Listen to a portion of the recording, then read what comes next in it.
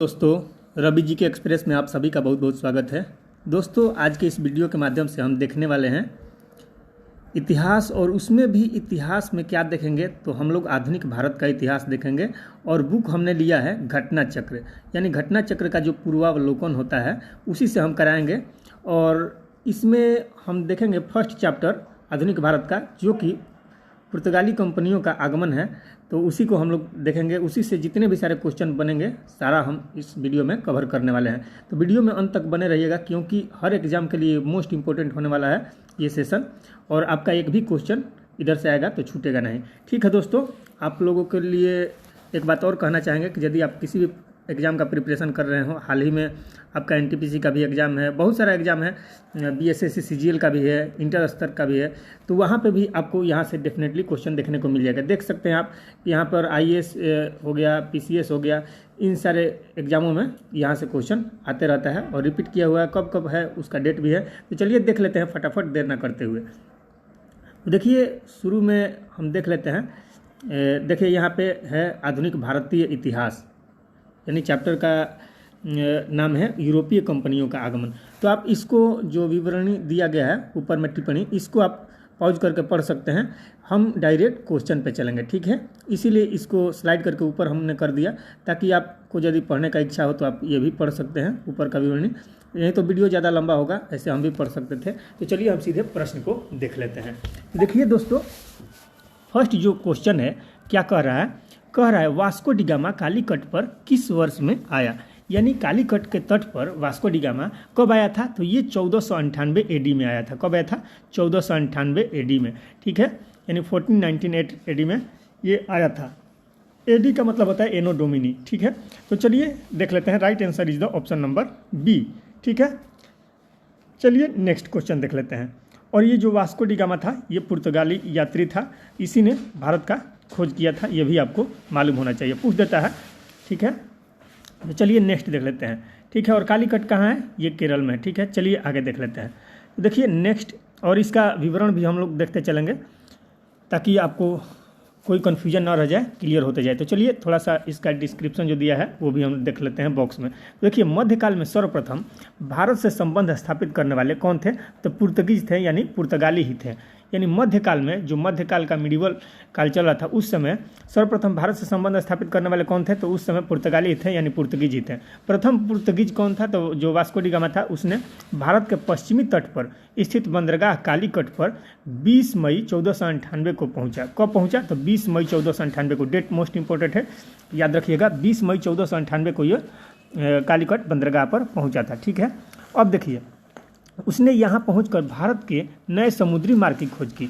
भारत के लिए नए समुद्री मार्ग की खोज किसने किया, तो वास्को डी गामा 1498 में, ठीक है। कब? 20 मई 1498 को कालीकट बंदरगाह पर पहुंचा था। चलिए आगे देख लेते हैं। कालीकट के उस समय देखिए, जब कालीकट ये पहुंचा तो वहाँ पर इसको किसने स्वागत किया, तो वो भी क्वेश्चन पूछ लेता है। तो उनका नाम जमोरिन था, वहाँ के शासक का। तो देखिए अगला पॉइंट वही है, कालीकट के तत्कालीन शासक, यानी वहाँ उस समय के तत्काल में जो शासक थे उनका नाम था जमोरिन। तो जमोरिन ने वास्को डी गामा का स्वागत किया, ठीक है। कालीकट के शासक थे जमोरिन, उन्होंने वास्को डी गामा का स्वागत किया कालीकट में, ठीक है। अब देखिए, पुर्तगाली व्यापारियों ने भारत में कालीकट, गोवा, दमन, दीव एवं हुगली के बंदरगाहों में अपनी व्यापारिक कोठियाँ स्थापित की। कहाँ पुर्तगाली व्यापारियों ने अपना कोठी स्थापित किया, तो कालीकट, गोवा, दमन, दीव और हुगली के बंदरगाहों में अपनी व्यापारिक कोठियाँ स्थापित की। नेक्स्ट देखिए, मोस्ट इंपॉर्टेंट है, 1505 ईस्वी में फ्रांसिस द अल्मोड़ा, या फ्रांसिस्को द अल्मोड़ा भी कह सकते हैं, उसने भारत में प्रथम पुर्तगाली वायसराय एवं गवर्नर बनकर आया। कौन? तो 1505 में फ्रांसिस द अल्मोड़ा भारत में प्रथम पुर्तगाली वायसराय एवं गवर्नर बनकर आया। तो क्वेश्चन पूछेगा आपसे कि भारत में प्रथम पुर्तगाली वायसराय एवं गवर्नर कौन रहा, तो फ्रांसिस द अल्मोड़ा। अल्बुकर्क न मारिएगा, ठीक है। फ्रांसिस द अल्मोड़ा, ये कब? 1505 में, ठीक है, आया था।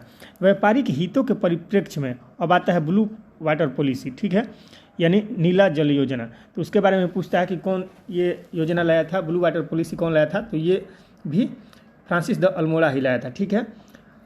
अब देखिए, तो व्यापारिक हितों के परिप्रेक्ष्य में हिंद महासागर में, ठीक है, हिंद महासागर में प्रभुत्व स्थापित करने के लिए अल्मोड़ा ने ब्लू वाटर पॉलिसी अर्थात नीला जल नीति का प्रतिपादन किया। यानी हिंद महासागर में अपना प्रभुत्व स्थापित करने के लिए ब्लू वाटर पॉलिसी चलाया। कौन चलाया? Francis the Almora. ठीक है, चलिए अब आगे देख लेते हैं नेक्स्ट क्वेश्चन। 2 नंबर का क्वेश्चन क्या कह रहा है? तो 2 नंबर का क्वेश्चन कह रहा है निम्न में से कौन नील जल योजना यानी ब्लू वाटर पॉलिसी से संबंधित है? तो अभी हमने बताया फ्रांसिस द अल्मोड़ा, तो द अल्मोड़ा ऑप्शन ए में ही मिल जाता है, तो right answer is the option number A. ठीक है, चलिए अब डुप्ले को बात कर लेते हैं। तो डुप्ले जो था ये सहायक संधि से भी संबंधित है। ठीक है, और रॉबर्ट क्लाइव बंगाल का प्रथम था। ठीक है, अल्बुकर्क के बारे में भी हम लोग जानेंगे। तो चलिए आगे देख लेते हैं। देखिए 3rd नंबर का क्वेश्चन। अब ज़्यादा यहाँ पर डिटेल में बात नहीं करेंगे, ताकि इसलिए हम बात कर रहे हैं ताकि आपको समझ होना चाहिए कि अभी नील जल योजना के बारे में यानी ब्लू वाटर पॉलिसी के बारे में हम लोगों ने ऊपर ही देख लिया है डिटेल में। चलिए अब आगे देख लेते हैं। 3rd नंबर क्वेश्चन है मध्यकाल में सर्वप्रथम भारत से व्यापार संबंध स्थापित करने वाले कौन थे? तो मध्यकाल में सर्वप्रथम भारत आए थे पुर्तगाली, तो पुर्तगाली ही न होंगे, तो option D is the right answer. ठीक है, सर्वप्रथम भारत से संबंध किसने स्थापित किया? पुर्तगालियों ने। ठीक है, अब देखिए ये क्वेश्चन कब कब पूछा गया है, देख लीजिए। ये 3rd नंबर का क्वेश्चन है यूपीपीसीएस प्री 1990 में, यूपीपीसीएस प्री 1993 में, पीसीएस प्री 2000 में, पीसीएस मेंस 2007 में, यूपीपीसीएस स्पेशल मेंस 2004 में भी ये पूछ लिया गया क्वेश्चन। तो अक्सर ये रिपीट होते रहते हैं क्वेश्चन। चलिए आगे देख लेते हैं। आपके आने वाले आगामी एग्जाम के लिए रामबाण साबित होगा ये सेशन। तो चलिए वीडियो में अंत तक बने रहिएगा, बस यही कहना चाहेंगे आपसे। बाकी हमारी तरफ से ऑल द बेस्ट। आप बढ़िया कीजिए, निरंतर प्रयास करते रहिए, सक्सेस आपको जरूर मिलेगा। ठीक है दोस्तों, चलिए आगे देख लेते हैं। 4 नंबर का क्वेश्चन क्या कर रहा है? वास्को डी गामा भारत कब आया? तो अभी हम लोग ने देखा 1498 AD में आया था। ठीक है, तो option C is the right answer. कहाँ आया था? तो कालीकट बंदरगाह पर आया। किसने स्वागत किया? तो वहाँ के शासक थे जमोरिन, उन्होंने स्वागत किया। कब ये आया था? तो 20 मई 1498 को आया था। डेट के साथ याद रखिएगा, 20 मई 1498। ठीक है, तो ये सारा चीज़ आपको देखते देखते वीडियो आपको पता ही नहीं चलेगा कब आपको याद हो गया, उतना हम रिवीजन ही करा देंगे इसमें। चलिए आगे देख लेते हैं। तो देखिए नेक्स्ट है 5 नंबर क्वेश्चन। क्या कर रहा है? पुर्तगाली उपनिवेश का प्रथम वायसराय भारत में कौन हुआ? यानी पुर्तगाली उपनिवेश का प्रथम वायसराय भारत में कौन हुआ? तो अभी हम लोगों ने देखा था फ्रांसिस द अल्मोड़ा, यही ना प्रथम वायसराय बनकर आया था भारत में 1505 में। तो देखिए ये फ्रांसिस द अल्मोड़ा। ठीक है, देखिए option see the right answer. ठीक है, चलिए अब आगे देख लेते हैं। अब आपसे पूछेगा कि वास्तविक एक कर क्या आता है। ठीक है, चलिए आगे वो क्वेश्चन मिलिए जाएगा, अभी हम देख लेते हैं। तो देखिए 6 नंबर का क्वेश्चन। देखिए निम्नलिखित में से किसने वास्को डी गामा का कालीकट में स्वागत किया? देखिए फिर वही क्वेश्चन आ गया। तो देखिए जमोरी ने स्वागत किया था, वही वहाँ का उस समय का तत्कालीन शासक था, तो option C is the right answer. Next देख लेते हैं 7 नंबर क्वेश्चन। जरा इसको ऊपर कर लेते हैं। देखिए यहाँ पर कह रहा है 7 नंबर, सूची 1 को सूची 2 से सुमेलित कीजिए तथा नीचे दिए कूट से सही उत्तर चुनिए। तो देखिए सूची 1 इधर है, सूची 2 इधर दिया। सूची 1 में समुद्री यात्री दिया गया है, इधर सूची 2 में देश दिया गया है, यानी देश का नाम। तो कौन सा समुद्री यात्री किस देश का था उसको मिलान करना है। तो देखिए वास्को डी गामा कहाँ के थे? तो ये पुर्तगाल के थे, आपको मालूम ही होगा। क्रिस्टोफर कोलंबस जो थे ये कहाँ के थे? तो ये स्पेन के थे। कैप्टन कुक कहाँ के थे? तो ये ग्रेट ब्रिटेन के यानी इंग्लैंड के थे। तस्मान कहाँ के थे? तो ये हॉलैंड यानी जिसका वर्तमान में नीदरलैंड नाम है, तो वहाँ के थे। अब देखिए आपको ये भी मालूम होना चाहिए वास्को डी गामा पुर्तगाल के थे, किसका खोज किए? तो ये भारत का खोज किए। ठीक है, क्रिस्टोफर कोलंबस स्पेन के थे, ये कहाँ का खोज किए? तो ये अमेरिका का खोज किए। ये भी आपको ध्यान में होना चाहिए। ठीक है, पूछ सकता है question. Captain cook great Britain के थे, ये किसका खोज किए? तो ये ऑस्ट्रेलिया का खोज किए। किसका? ऑस्ट्रेलिया का। ठीक है, ऑस्ट्रेलिया का खोज किए। ठीक है, तस्मान हॉलैंड के यानी नीदरलैंड के थे, ये किसका खोज किए? तो ये तस्मानिया कह लीजिए, तो तस्मानिया या न्यूजीलैंड दोनों का ये खोज किए थे। ठीक है, कौन? तस्मान। ठीक है, तो चलिए आगे देख लेते हैं। तो देखिए यहाँ पर क्या हो रहा है, पहले स्कूट को देख लीजिए। हम यहाँ पर ए लिखते हैं, ए हो गया, बी हो गया, सी हो गया, डी हो गया। ठीक है, तो देखिए ए का वास्को डी गामा का 2 है, तो यहाँ पर 2 हम लिखेंगे। बी में देखिए क्रिस्टोफर कोलंबस है, तो ये स्पेन 1 में है, तो इसका 1 हो जाएगा। ठीक है, फिर कैप्टन कुक सी में है, तो इसका 4 हो जाएगा। ग्रेट ब्रिटेन, तो यहाँ पे 4 हो जाएगा। उसके बाद डी में क्या है? डी में आप देख सकते हैं तस्मान है, तो हॉलैंड 3 में है, तो यहाँ पर 3 हो जाएगा। तो देखिए 2 1 4 3, तो ये सीरीज किस में बन रहा है? 2 1 4 3। देख सकते हैं ऑप्शन बी में 2 1 4 3, तो option B is the right answer. इस तरह से आप कर सकते हैं। तो चलिए आशा करते हैं कि आपको समझ में आ गया होगा। अब चलिए आगे देख लेते हैं। देखिए IAS प्री 2000 में पूछा लग गया था ये क्वेश्चन। देखिए थोड़ा सा इसका डिटेल भी देख लेते हैं क्या दिया गया है। पुर्तगाली यात्री वास्को डी गामा ने भारत के मार्ग की खोज की। ठीक है, तो वही अभी हमने बता दिया था कि पुर्तगाल के वास्को डी गामा थे, इन्होंने भारत का खोज किया। स्पेन के यात्री थे कोलंबस, ये अमेरिका की खोज की है, ये भी हमने बता दिया। ब्रिटेन के कैप्टन कुक थे जिन्होंने ऑस्ट्रेलिया की खोज की। तथा हॉलैंड के तस्मान थे, उन्होंने वान डीमंस लैंड यानी जिसको वर्तमान में तस्मानिया कहा जाता है तथा न्यूजीलैंड का खोज किया। चलिए आगे देख लेते हैं 8 नंबर का क्वेश्चन। तो 8 नंबर का क्वेश्चन है आपके सामने, भारत में पुर्तगाली शक्ति का वास्तविक संस्थापक। देखिए यही हम उस समय क्वेश्चन बोले थे, पुर्तगाली शक्ति का वास्तविक संस्थापक यदि पूछा जाएगा तो कौन हो जाएंगे, अल्बुकर्क हो जाएंगे। कौन हो जाएंगे, अल्बुकर्क। ठीक है, अब देखिए 1505 में तो वो आए थे फ्रांसिस द अल्मोड़ा। ठीक है, वो भारत में प्रथम वायसराय और गवर्नर बन के आए थे। ठीक है, और ब्लू वाटर पॉलिसी भी उन्होंने चलाया। लेकिन पुर्तगाली शक्ति का वास्तविक संस्थापक किन्हें माना जाता है, तो ये अल्बुकर्क को माना जाता है। तो option B is the right answer 8 number का। ठीक है, अब चलिए देख लेते हैं थोड़ा सा डिटेल। भारत में पुर्तगाली शक्ति का वास्तविक संस्थापक अल्बुकर्क को माना जाता था। ठीक है, कब से कब तक थे, 1509 से 1515। ठीक है, इसने भारत में एक प्रादेशिक शक्ति के रूप में पुर्तगाली राज्य की स्थापना की। प्रादेशिक शक्ति के रूप में पुर्तगाली राज्य का स्थापना किया कौन, तो ये थे अल्बुकर्क। ठीक है, अब देखिए फरवरी 1510 में बीजापुर के जो शासक थे आदिल शाह सुल्तान से गोवा को जीतना अल्बुकर्क की पहली महत्वपूर्ण उपलब्धि थी। तो अल्बुकर्क की पहली महत्वपूर्ण उपलब्धि क्या रही, तो उसने बीजापुर के जो शासक थे आदिल शाह, उनसे 1510 में गोवा को जीत लिया। ये उसकी पहली उपलब्धि थी। ठीक है, गोवा को अपने कब्जे में कर लिया। ठीक है, गोवा की विजय ने दक्षिण पश्चिम समुद्र तट पर पुर्तगाली नौसैनिक प्रभुत्व पर मुहर लगा दी और इसके साथ ही भारत में क्षेत्रीय पुर्तगाली राज्य की स्थापना हुई। यानी जैसे ही गोवा पर अपना आधिपत्य जमा लिया, उसी समय से धीरे धीरे पुर्तगाली नौसैनिक प्रभुत्व पर मुहर लग गया और इसके साथ ही भारत में मतलब अलग अलग रीजनल में अलग अलग क्षेत्र में पुर्तगाली राज्य का स्थापना होने लगा। ठीक है, अल्बुकर्क ने भारत में पुर्तगालियों की संख्या में वृद्धि करने के लिए क्या किया, तो उसने यहाँ पर बोला, जितने भी पुर्तगाली थे बोला कि जितने भी भारतीय हैं उनकी महिलाओं से शादी कर लो, अपना बच्चा पैदा करो, वंश अपना पैदा करो, और जो उसका बच्चा होगा तो वो भी पुर्तगाली कहलाएगा। इस तरह से हमारी जनसंख्या बढ़ने लगी। तो ऐसा नीति अपनाया था। देख लीजिए किस दिमाग का था वो साला। देखिए अल्बुकर्क ने भारत में पुर्तगालियों की संख्या में, ऐसा बोलना नहीं चाहिए, वर्ड हमसे निकल गया, लेकिन इस तरह का तो पहले होता था और आज भी है, उसका मतलब बदला स्वरूप आज भी है। चलिए देख लेते हैं। अल्बुकर्क ने भारत में पुर्तगालियों की संख्या में वृद्धि करने से उनकी अस्थायी बस्तियां बसाने के उद्देश्य से पुर्तगालियों को भारतीय महिलाओं के साथ विवाह करने के लिए प्रोत्साहित किया कि भारतीय महिलाओं के साथ विवाह करो, जो बच्चा पैदा होगा वो पुर्तगाली बन जाएगा, तो हम लोग का संख्या बढ़ेगा। ठीक है, तो चलिए आगे देख लेते हैं। देखिए 9 नंबर का क्वेश्चन क्या कह रहा है। 9 नंबर का क्वेश्चन कह रहा है, क्या कह रहा है, भारत में यूरोपीय शक्तियों के प्रवेश के संदर्भ में निम्न में से कौन सा कथन सही नहीं है। भारत में यूरोपीय शक्तियों के प्रवेश के संदर्भ में कौन सा कथन सही नहीं है। देखिए पुर्तगालियों ने 1499 में गोवा पर कब्जा किया, ये तो गलत बात है, तो ये गलत हो गया। अंग्रेजों ने अपना पहला कारखाना दक्षिण भारत में मछलीपट्टनम में लगाया, तो ये तो बिल्कुल सही है। ठीक है, पूर्वी भारत में अंग्रेजी कंपनी ने 1633 में उड़ीसा में पहला कारखाना लगाया, तो जी हाँ बिल्कुल, उड़ीसा में 1633 में ही अंग्रेजी कंपनी ने अपना कारखाना लगाया था। ठीक है, पहला कारखाना।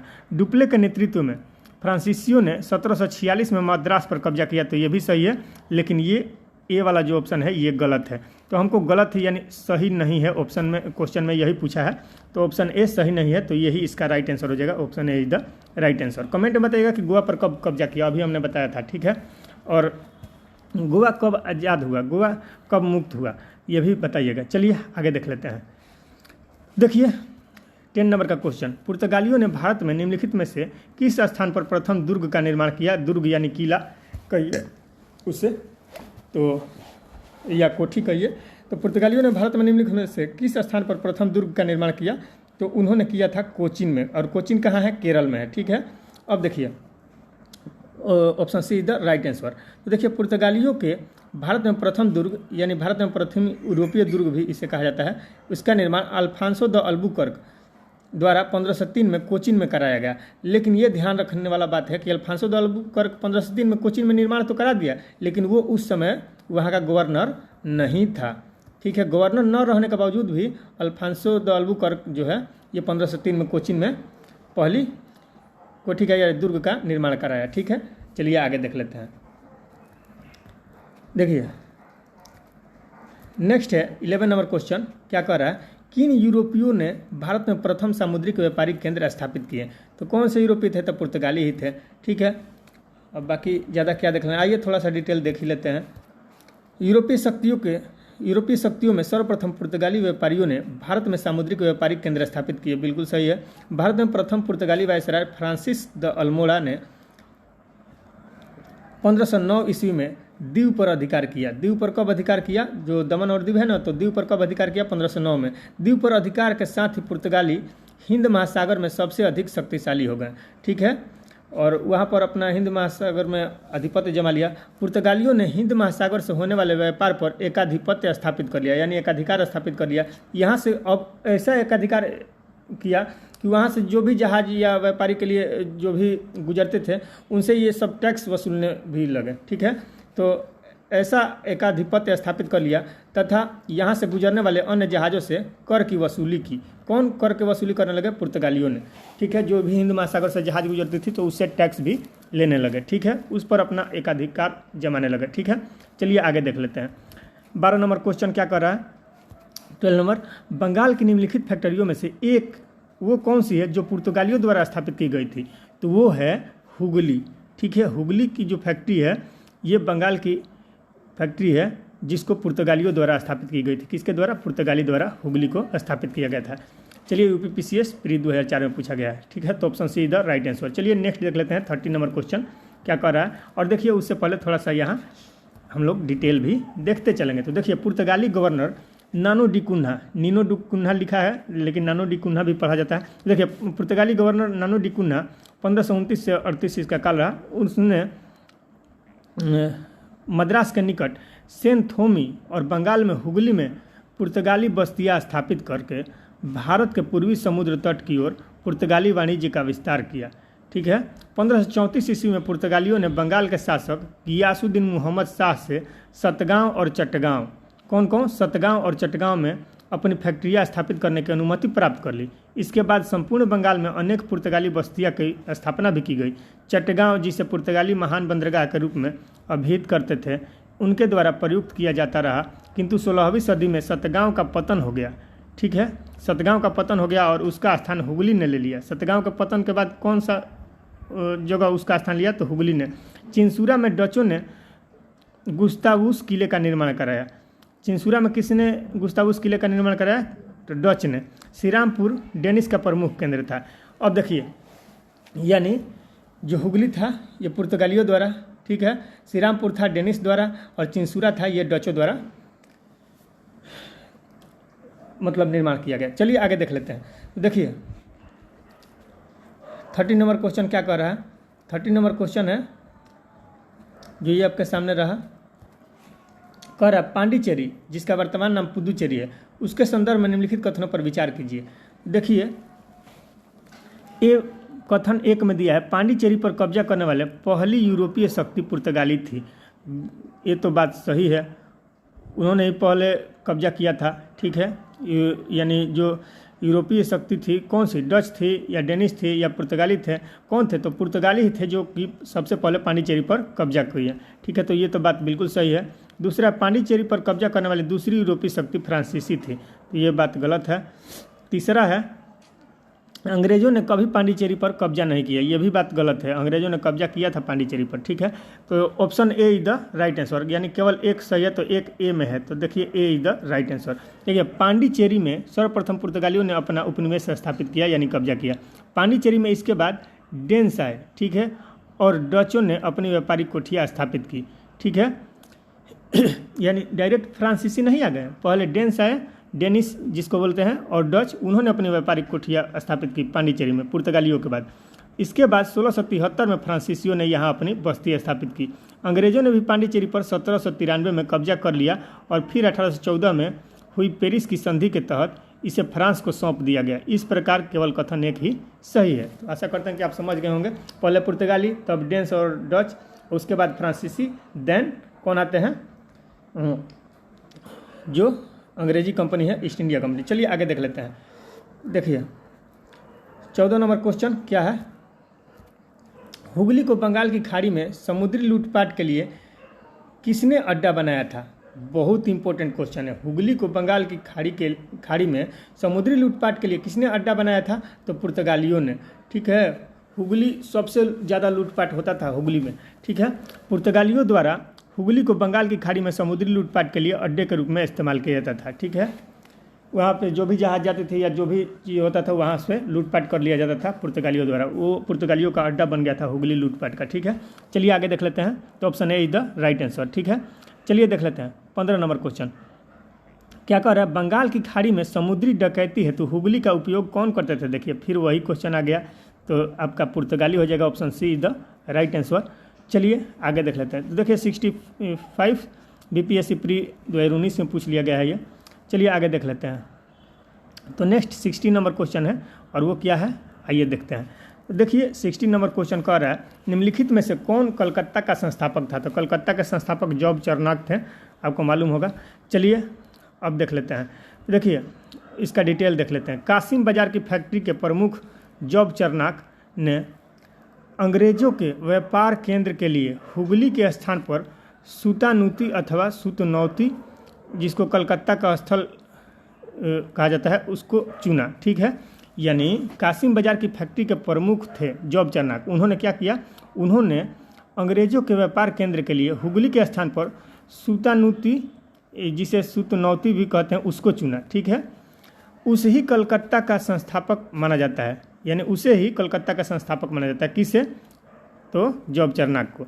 ठीक है, हालांकि मई 2003 में दिए गए अपने निर्णय में कलकत्ता उच्च न्यायालय की एक खंडपीठ ने जॉब चरनाक को कलकत्ता का संस्थापक न मानते हुए कहा कि कलकत्ता यानी कालिकाता जॉब चरनाक के आगमन से पूर्व अस्तित्व में था, यानी उसके आने से पहले ये अस्तित्व में था कि ये कलकत्ता है। ठीक है, तथा इस आधार पर कलकत्ता का स्थापना 24 अगस्त 1690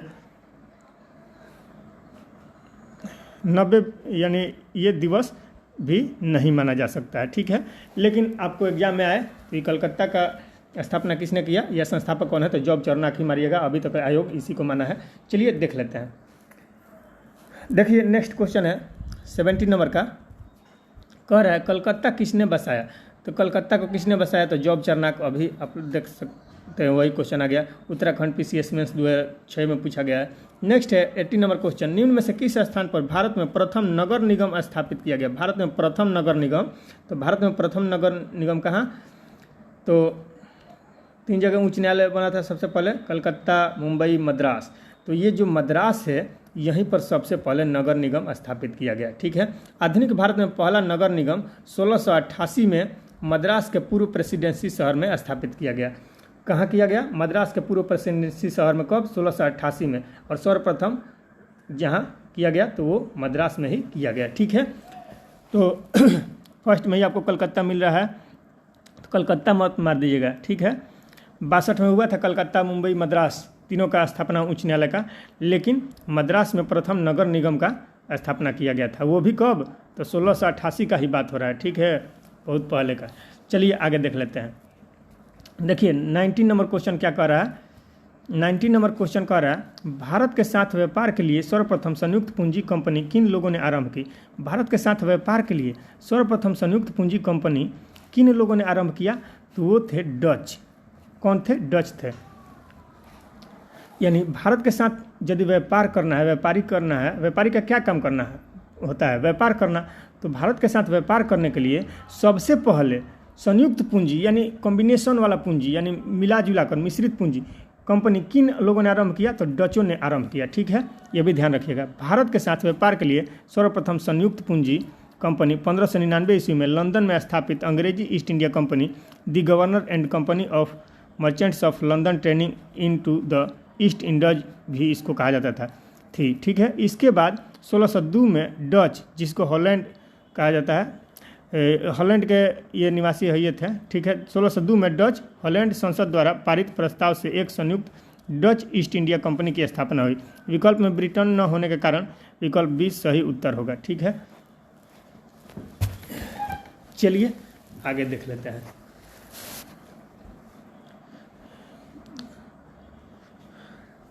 नेक्स्ट क्वेश्चन है 20 नंबर, ये क्या कह रहा है? देखिए नेक्स्ट क्वेश्चन है आपके सामने, कह रहा है 20 नंबर, निम्नलिखित कथनों में से कौन सा कथन सही है? तो सही कथन चुना। तो देखिए ए में दिया है आधुनिक कोची भारत की स्वतंत्रता तक डच उपनिवेश था। आधुनिक जो कोची है भारत की स्वतंत्रता तक डचों का उपनिवेश था। तो नहीं, ये बिल्कुल गलत है, ये गलत है, रॉन्ग है।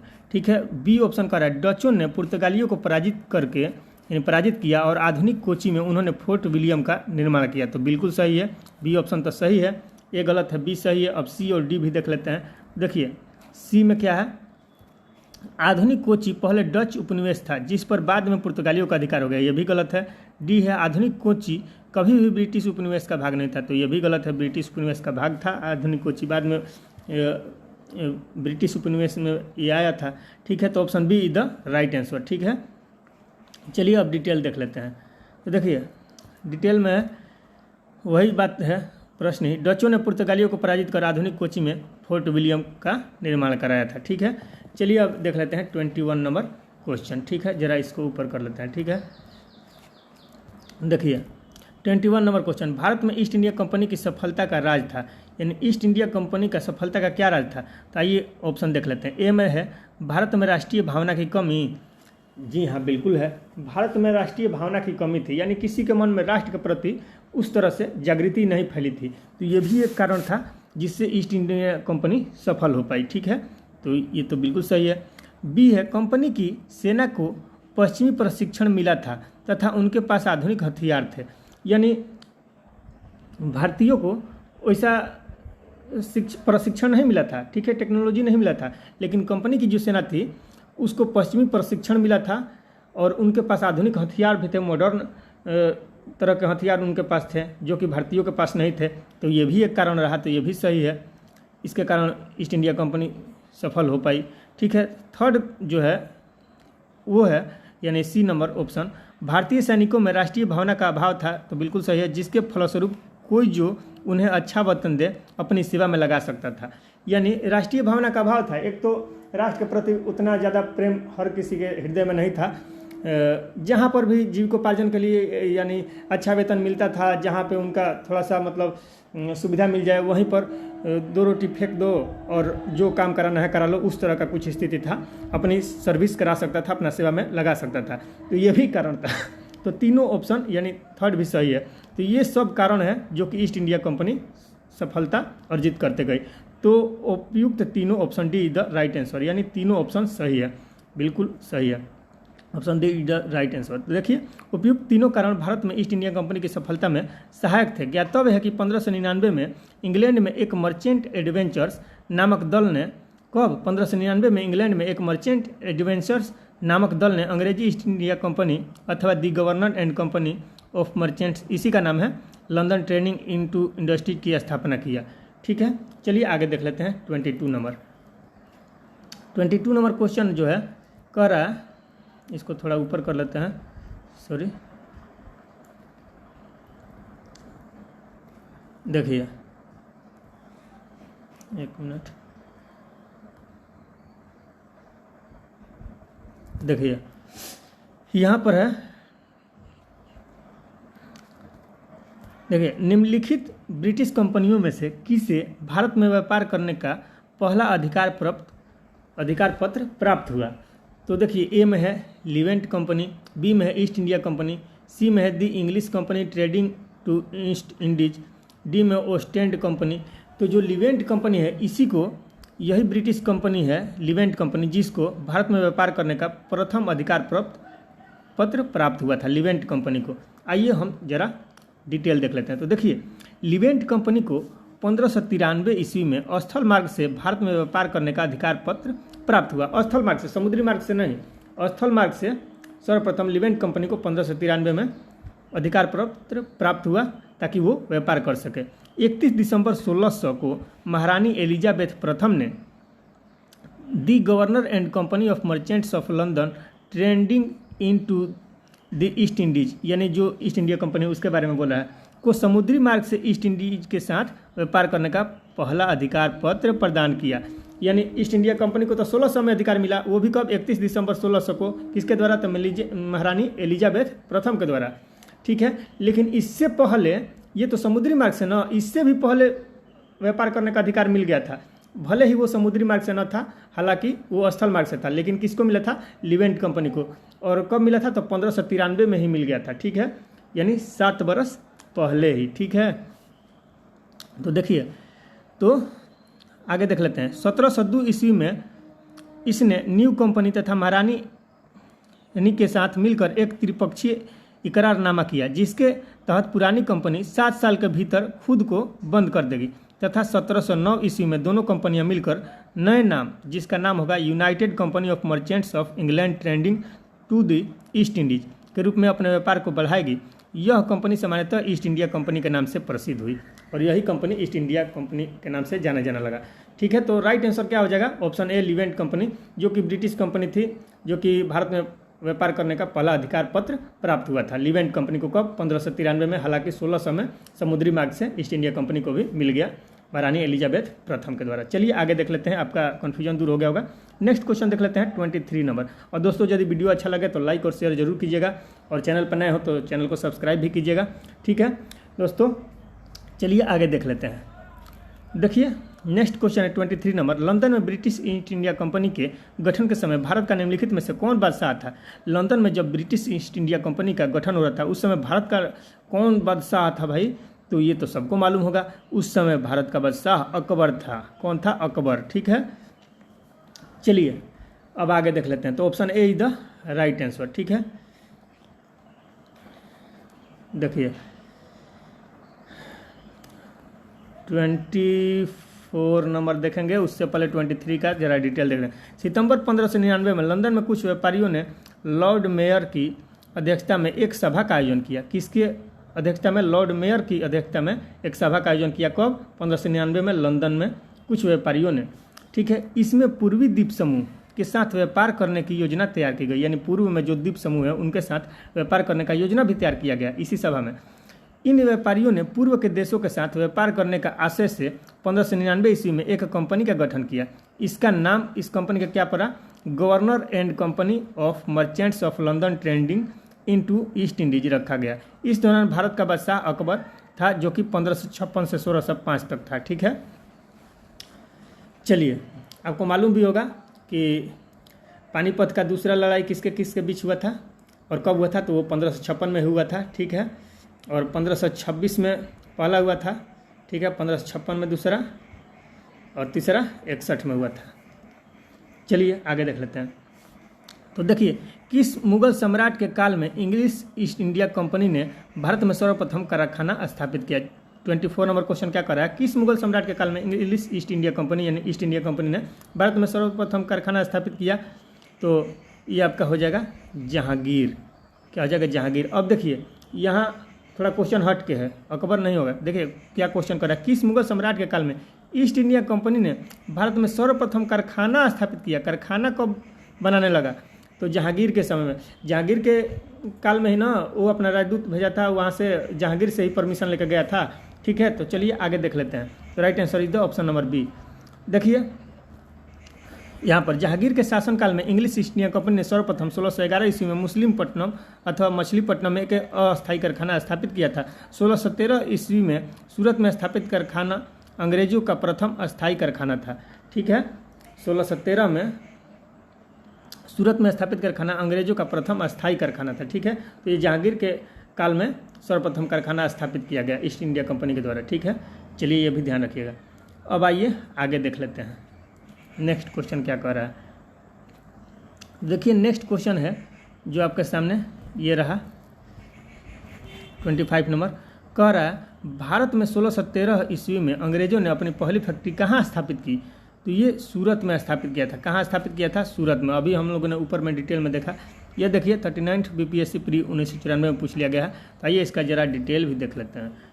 देखिए कैप्टन विलियम्स हॉकिंस, देखिए यही हॉकिंस है, ठीक है। सूरत से मुगल दरबार 1608 में पहुंचा, ठीक है। किंतु सूरत में फैक्ट्री की स्थापना का अनुमति पाने में सफल नहीं हो पाया। इसके बाद भी आया था, ठीक है। इसके बाद भी कोई आया था और वो कौन थे? तो उनका नाम भी आपको जानना जरूरी है। तो वो कौन था? वो थॉमस था, ठीक है, थॉमस। देखिए आगे देख लेते हैं। तो देखिए तो ये आया था यानी हॉकिंस, तो ये अनुमति पाने में सफल नहीं हो पाया। देखिए देन क्या होता है, 1611 में पुर्तगालियों के विरोध के बावजूद कैप्टन मिडल्टन सूरत के समीप स्वाली पहुंचा।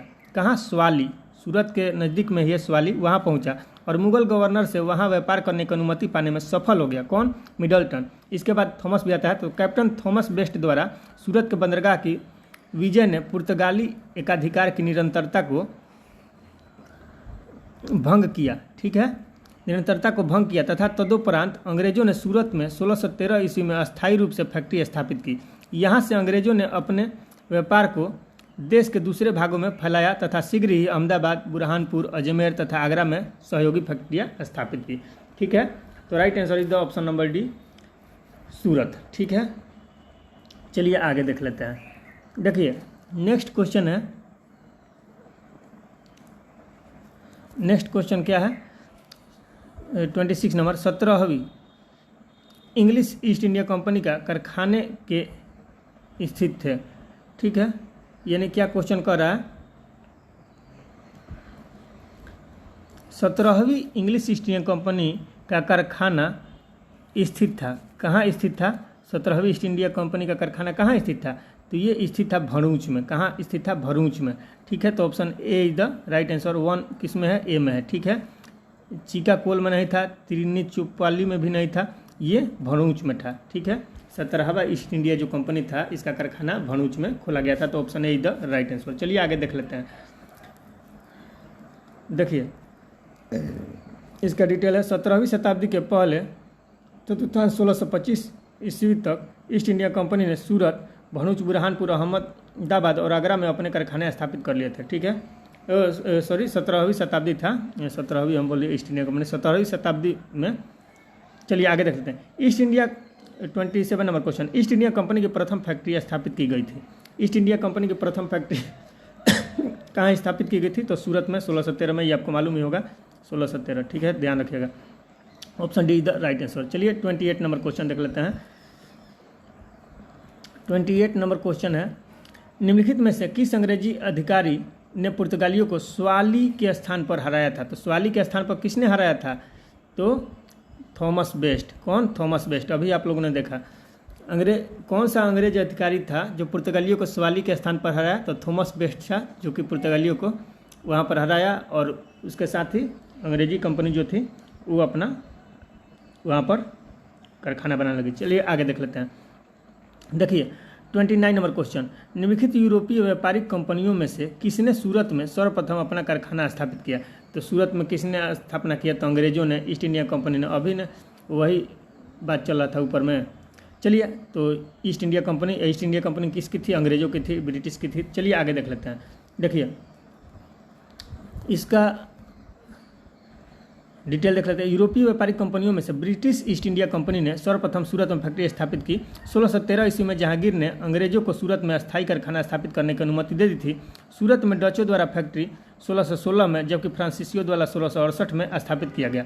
उल्लेखनीय है कि ईस्ट इंडिया कंपनी ने सर्वप्रथम 1611 में मछलीपट्टनम में अपना कारखाना स्थापित किया था, जो कि अस्थायी था, यानी टेम्पररी था, परमानेंट नहीं था। इन्होंने अपना प्रथम अस्थायी कारखाना कब लगाया? 1613 में सूरत में स्थापित किया। हालांकि अस्थायी रूप से मछलीपट्टनम में, या जिसको मछलीपट्टनम बोलते हैं, वहाँ पे इन्होंने लगाया था। कब? 1611 में। ठीक है, लेकिन पूर्ण रूप से मतलब उसका क्या कहते हैं, उसका आज्ञा पाकर, मंजूरी पाकर कब ये अपना फैक्ट्री खोला? 1613 में, वो भी सूरत में। फ्रांसीसियों ने भी अपना प्रथम कारखाना 1668 में सूरत में ही स्थापित किया। देखिए, तो आगे देख लेते हैं क्वेश्चन। आशा करते हैं कि आपका कन्फ्यूजन दूर हो गया होगा। चलिए आगे देख लेते हैं। 30 नंबर क्वेश्चन क्या कह रहा है। तो देखिए 30 नंबर क्वेश्चन है, वर्ष 1613 में अंग्रेजी ईस्ट इंडिया कंपनी को कहाँ एक कारखाना यानी व्यापार स्थल स्थापित करने की अनुमति मिली? तो ये सूरत में मिला, अभी आप लोगों ने देख लिया है। ठीक है, ब्रिटिश कंपनियों का 1613 में मिला वहाँ से अधिकार खोलने के लिए। तो 1613 में उसने पहला अपना फैक्ट्री सूरत में ही लगाया ईस्ट इंडिया कंपनी ने। तो D is the right answer. चलिए देख लेते हैं नेक्स्ट 31 नंबर क्वेश्चन। तो 31 नंबर क्वेश्चन क्या कह रहा है, ये देखिए 31 नंबर, ईस्ट इंडिया कंपनी के प्रारंभिक दौर में वेस्टर्न प्रेसिडेंसी कहाँ थी? तो वेस्टर्न प्रेसिडेंसी इसका सूरत में ही था। वेस्टर्न प्रेसिडेंसी मतलब क्या हुआ? वेस्टर्न यानी पश्चिमी, ईस्टर्न यानी पूर्वी। तो वेस्टर्न सूरत में ही ना है, सूरत कहाँ है, गुजरात में, ठीक है। और गुजरात कहाँ है, पश्चिमी तट पर है, यानी वेस्टर्न प्रेसिडेंसी में, तो ये सूरत में ही है, ठीक है। तो ईस्ट इंडिया कंपनी के प्रारंभिक दौर में वेस्टर्न प्रेसिडेंसी कहाँ थी या पश्चिमी प्रेसिडेंसी कहाँ थी, तो सूरत में थी, तो वो ऑप्शन है is the right answer. East India company ने आरंभ में सूरत को प्रेसिडेंसी बनाया था, बाद में यह बॉम्बे स्थानांतरित कर दी गई। बॉम्बे भी हालांकि पश्चिमी तट पर ही है। चलिए आगे देख लेते हैं। तो पहला पूछेगा तो सूरत। नेक्स्ट है आपके सामने जो 32 नंबर क्वेश्चन, ये क्या कह रहा है, ब्रिटिश ईस्ट इंडिया कंपनी ने बम्बई किससे लिया था। जो ब्रिटिश ईस्ट इंडिया कंपनी है, इसने बम्बई को लिया तो किससे लिया भाई, तो ये पुर्तगालियों से लिया था। किससे लिया था, पुर्तगालियों से। Option D is the right answer. देखिए, ब्रिटिश ईस्ट इंडिया कंपनी ने बम्बई पुर्तगालियों से लिया था। 1661 ईस्वी में इंग्लैंड के सम्राट चार्ल्स द्वितीय थे। उनका विवाह पुर्तगाल की राजकुमारी कैथरीन से होने पर चार्ल्स को पुर्तगालियों द्वारा बम्बई उपहार स्वरूप प्रदान किया गया था।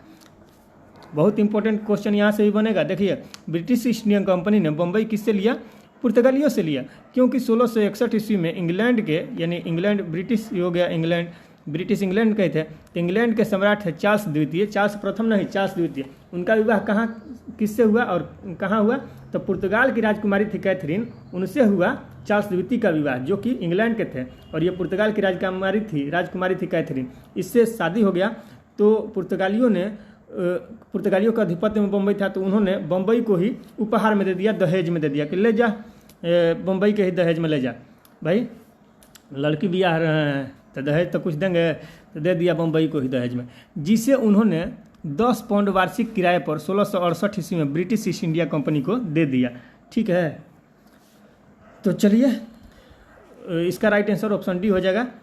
Option D is the right answer, यानी ब्रिटिश ईस्ट इंडिया कंपनी ने बम्बई किससे लिया था, तो पुर्तगालियों से लिया, क्योंकि कैथरीन का जो ब्याह कर लिया तो दहेज तो मिलेगा ना जी। तो देखिए आगे देख लेते हैं 33 नंबर क्वेश्चन। तो 33 नंबर क्वेश्चन नंबर क्या है, 33 नंबर है, निम्नलिखित में से किस वर्ष प्रयागराज, जो कि उत्तर प्रदेश में अभी लगल महाकुंभ लगल था, गए थे लोग कि ना, पवित्र हो गए लोग। देखिए, पाप अब सुने हैं कि कट जाता है, अरे कीजिएगा क्या तो जब पाप कटेगा। चलिए आगे देख लेते हैं। निम्नलिखित में से किस वर्ष, हाँ लेकिन मन को शुद्धि मिलता है, आत्मा शुद्ध होता है, वहाँ से जाना चाहिए, तीर्थ स्थल है। तो चलिए आगे देख लेते हैं। निम्नलिखित में से किस वर्ष प्रयागराज उत्तर प्रदेश के किले पर अंग्रेजों का अधिकार स्थापित हुआ। तो देखिए, क्वेश्चन बहुत अच्छा है, कह रहा है किस वर्ष प्रयागराज उत्तर प्रदेश का जो किला है उस पर अंग्रेजों का अधिकार स्थापित हुआ, उत्तर प्रदेश के किले पर। तो ये अधिकार उन लोगों को प्राप्त हो गया 1797 में। कब, 1797 में। Option D is the right answer, ठीक है। देखिए, अवध के नवाब थे सआदत अली खां, ठीक है, सआदत अली, ठीक है। उन्होंने 1797 ईस्वी में प्रयागराज यानी इलाहाबाद का किला को अंग्रेजों को सौंप दिया था, ठीक है। चलिए आगे देख लेते हैं नेक्स्ट क्वेश्चन क्या है। तो नेक्स्ट क्वेश्चन है आपके सामने 34 नंबर। ये कह रहा है भाई, की कह रहा है, ईस्ट इंडिया कंपनी के किस अंग्रेज गवर्नर को औरंगजेब द्वारा भारत से निष्कासित किया गया था। यानी ईस्ट इंडिया कंपनी के कौन गवर्नर रहे जौन का औरंगजेब भारत से निष्कासित कर दिल, निकाल दिल भारत से, जो भाग औरंगजेब निकल रहे, किसको, ईस्ट इंडिया कंपनी के गवर्नर के, ठीक है। तो वो गवर्नर का नाम था की नाम था भाई, सर जॉन चाइल्ड, ठीक है। औरंगजेब निकाला था किसको, तो बाबू का नहीं निकाला था, चाइल्ड को निकाला था, बचवा का निकाला था, ठीक है। तो ऐसे याद रख सकते हैं, ये मत बाबू या बचवा मत कर लगिएगा, बच्चा यानी चाइल्ड, ठीक है। तो सर जॉन चाइल्ड को औरंगजेब निकाल दिया था, ठीक है। अरे बूढ़ पुराने का नहीं निकलेगा, बच्चों नहीं का निकलेगा, जो भाग कमाए जो, तो निकाल दिया, मतलब समझिए ट्रिक है। अब देखिए, तो बी द राइट आंसर, यानी बम्बई के अंग्रेज गवर्नर जॉन चाइल्ड ने, ये कहाँ के गवर्नर थे, बम्बई के थे, ठीक है। बम्बई के अंग्रेज गवर्नर जॉन चाइल्ड ने 1688 ईस्वी में बम्बई और पश्चिमी समुद्र तट के मुगल बंदरगाहों का घेरा डाला तथा मक्का जाने वाले हज यात्रियों को बंदी बनाने का प्रयास किया। फलस्वरूप उसे औरंगजेब ने भारत से निष्कासित करने का आदेश दिया था। मुगल शासक औरंगजेब के सामने उसे विवश होना पड़ा और अंततः उसे माफ़ी भी मांगनी पड़ी, ठीक है। अब चलिए आगे देख लेते हैं भाई। 35 नंबर क्वेश्चन नंबर की कह रहा है, तो 35 नंबर क्वेश्चन की कर रहा है। देखिए, निम्नलिखित में से प्रथम कर्नाटक युद्ध का कौन सा तात्कालिक कारण था। तो प्रथम कर्नाटक युद्ध का कारण क्या था, तो देखिए कारण पूछ रहा है। तो ए में दिया है अंग्रेज और फ्रांसीसियों के बीच प्रतिद्वंद्विता, नहीं ये गलत है, इसके चलते कर्नाटक युद्ध नहीं हुआ था प्रथम। दूसरा दिया है ऑस्ट्रिया की राजगद्दी की जंग, ये भी नहीं है, ऑस्ट्रिया की राजगद्दी के लिए युद्ध हुआ था, जंग हुआ था, ये कारण है प्रथम कर्नाटक युद्ध का? इससे कोई लेना देना ही नहीं, तो ये भी नहीं है। अब देखिए तीसरा ऑप्शन क्या कह रहा है, देखिए तो प्रथम कर्नाटक युद्ध का तीसरा ऑप्शन कह रहा है कर्नाटक की राजगद्दी का मसला, ये भी नहीं है, गलत है। डी ऑप्शन है अंग्रेजों द्वारा फ्रांसीसी जहाज़ों का अधिग्रहण, बिल्कुल सही। अंग्रेजों द्वारा फ्रांसीसी जहाज़ों का अधिग्रहण किया जाने लगा, यही कारण है कि प्रथम कर्नाटक युद्ध हुआ, ठीक है। और कब हुआ था? तो 1746 से 48 के मध्य हुआ, ठीक है, प्रथम कर्नाटक वार, ठीक है। तो देखिए थोड़ा डिटेल देख लेते हैं। तो right answer is the option number D, ठीक है। देखिए कर्नाटक का प्रथम युद्ध 1746 से 48 ऑस्ट्रिया के उत्तराधिकारी युद्ध जो 1740 ईस्वी में आरंभ हुआ का विस्तार मात्र था, ठीक है। अब देखिए गृह सरकारों की आज्ञा के विरुद्ध ही दोनों दलों अंग्रेज एवं फ्रांसीसी, ठीक है, में 1746 ईस्वी में युद्ध प्रारंभ हो गया, ठीक है। यानी जो गृह सरकार था यानी होम मिनिस्ट्री था, उसकी आज्ञा के विरुद्ध, जो आज्ञा नहीं मिला था उसके आज्ञा के विरुद्ध ही दोनों दल में युद्ध प्रारंभ हुआ। कब? 1746 में अंग्रेज और फ्रांसीसी के बीच। अंग्रेज कैप्टन बर्नेट के नेतृत्व में अंग्रेजी सेना द्वारा कुछ फ्रांसीसी जहाज़ों का अधिकार कर लेना युद्ध का तत्कालिक कारण था। यानी अंग्रेज के सेना था कौन? बर्नेट, ठीक है। कौन था? नाम बढ़िया से एक बार देख लीजिए। अंग्रेजी सेना का नेतृत्व कौन करना था? कैप्टन बर्नेट। तो ये क्या किया था? जो फ्रांसीसी जहाज थी उसको अपने अधिकार में ले लिया था, ठीक है। तो यही कारण था, इसके चलते प्रथम कर्नाटक युद्ध हुआ, ठीक है। चलिए आगे देख लेते हैं। कब हुआ? 1746 से 48 में, ठीक है। अब देखिए 36 नंबर क्वेश्चन, ये भी बड़ा प्यारा सा क्वेश्चन है, पूछ लिया गया। कर्नाटक युद्ध किन किन के मध्य लड़ा गया? तो अभी आपको मालूम है कि अंग्रेज एवं फ्रांसीसियों के बीच हुआ था 1746 से 48 के मध्य। और अंग्रेजी सेना का नेतृत्व कौन कर रहा था? कैप्टन बर्नेट कर रहा था। कौन कर रहा था? कैप्टन बर्नेट, ठीक है, बर्नेट, ठीक है, ध्यान रखिएगा। और देखिए यही फर्स्ट कर्नाटक वार का कारण था, ठीक है, कि कैप्टन बर्नेट फ्रांसीसी के जहाज़ों को अपने अधिकार में ले लिया था। चलिए आगे देख लेते हैं 37 नंबर क्वेश्चन। 37 नंबर क्वेश्चन की कह रहा है 37 नंबर क्वेश्चन कह रहा है सूची 1 को सूची 2 के साथ सुमेलित कीजिए और सूचियों के नीचे दिए गए कूटों के उपयोग के सही उत्तर चुनिए। सूची 1 है, इधर सूची 2 है। अब देखिए प्रथम कर्नाटक युद्ध इधर दिया है, तो प्रथम कर्नाटक युद्ध में किसके तहत प्रथम कर्नाटक युद्ध का अंत हुआ था? हालांकि प्रथम कर्नाटक युद्ध 1748 में अंत हो गया था और 1748 में हुआ था एक्सला चैपेल की संधि हुआ था 1748 में, ठीक है।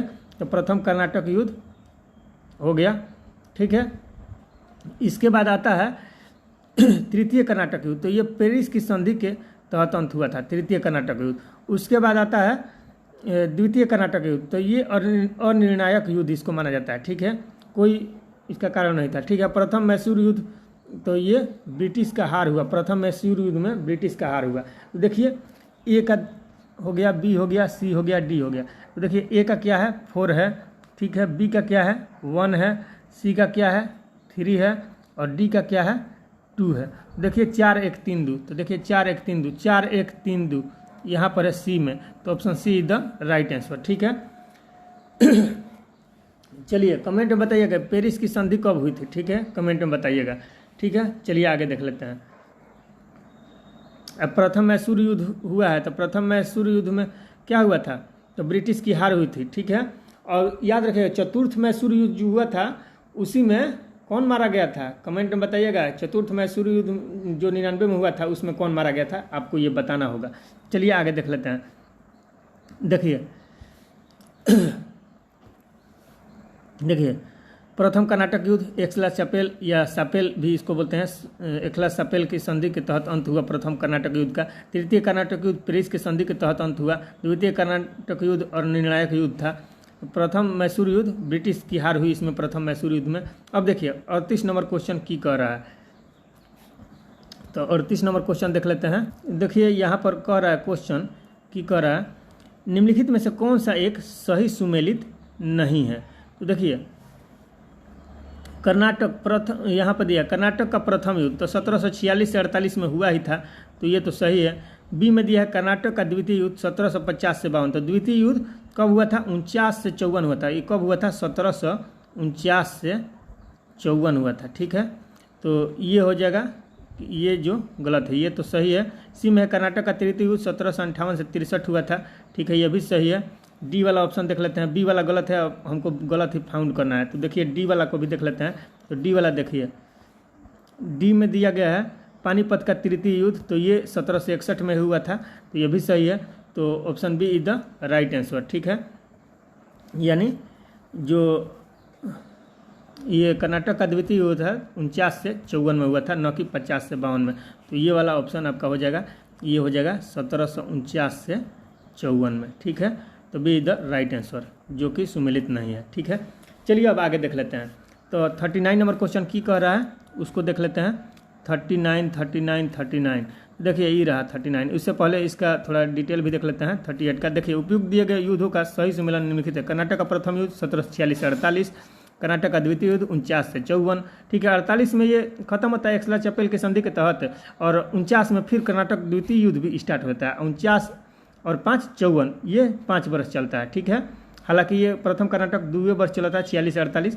अब देखिए फिर बीच में गैप पड़ता है 4 वर्ष, और कर्नाटक का तृतीय युद्ध आता है 1758 से 63, यानी फिर 5 वर्ष चलता है, यानी 2 वर्ष फिर 5 वर्ष फिर 5 वर्ष, ठीक है। अब देखिए, अब पानीपत का तृतीय युद्ध आपको मालूम है 1761 में हुआ था, ठीक है। पहला हुआ था 1526 में, दूसरा 1556 में, तीसरा 1761 में, जो कि हमने ऊपर भी अभी जिक्र किया था। चलिए आगे देख लेते हैं। उल्लेखनीय है कि भारत में अंग्रेजों और फ्रांसीसियों के बीच लड़े गए युद्ध को कर्नाटक युद्ध के नाम से जाना जाता है। तो अंग्रेज और फ्रांसीसियों के बीच कौन युद्ध हुआ? कर्नाटक युद्ध किनके के बीच? अंग्रेज और फ्रांसीसियों के बीच, ठीक है। प्रथम कर्नाटक युद्ध कब हुआ? 1746 से 48 में, द्वितीय हुआ 49 से 54 में, तीसरा कब हुआ? 58 से 63 में, ठीक है। इसी के बीच जो कर्नाटक युद्ध चला था, इसी के बीच में पानीपत का तृतीय युद्ध भी हो गया था 1761 में। चलिए आगे देख लेते हैं 39 नंबर क्वेश्चन। तो देखिए 39 नंबर क्वेश्चन की कर रहा है, देखिए 39 नंबर, निम्नलिखित में से कौन सा प्रथम यूरोपियन व्यक्ति था जिसने भू क्षेत्र अर्जित करने के उद्देश्य से भारतीय राजाओं के झगड़ों में भाग लेने की नीति आरंभ की? देखिए कैसे कैसे महान लोग हैं। यानी कौन सा ऐसा प्रथम यूरोपीय व्यक्ति था जो कि यानी भूमि अर्जित करने के लिए इसी उद्देश्य से भारतीय राजाओं का जो झगड़ा होता था उसमें भाग लेने का नीति ये अपना लिया, ठीक है।